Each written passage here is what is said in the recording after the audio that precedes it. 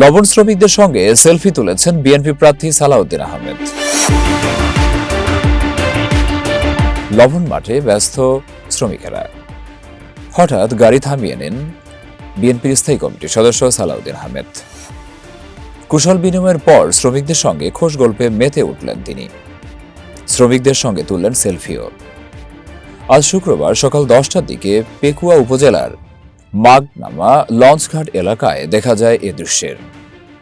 সালাউদ্দিন আহমেদ কক্সবাজার 1 চকরিয়া পেকুয়া আসনের বিএনপির মনোনীত প্রার্থী। আসন্ন জাতীয় সংসদ নির্বাচন উপলক্ষে দ্বিতীয় দিনের প্রচারণার শুরুতে লবণ শ্রমিকদের কাছে যান তিনি। লবণ মাঠে নিয়োজিত শ্রমিকদের উদ্দেশ্যে সালাউদ্দিন আহমেদ বলেন, বিএনপির আমলে আমরা লবণের ন্যায্য মূল্য নিশ্চিত করেছিলাম।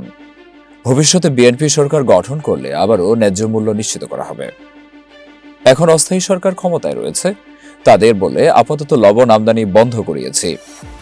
নিজ প্রতীকে ভোট চেয়ে সালাউদ্দিন আহমেদ বলেন, বিএনপি ছাড়া কেউ জনগণের কল্যাণ নিশ্চিত করে না। ক্ষমতায় গেলে বিএনপি লবণ চাষীদের স্বার্থে কাজ করবে। চাষীদের স্বার্থে, দেশের স্বার্থে, জনগণের স্বার্থে ধানের শীষের পক্ষে সবাইকে রায় দিতে হবে।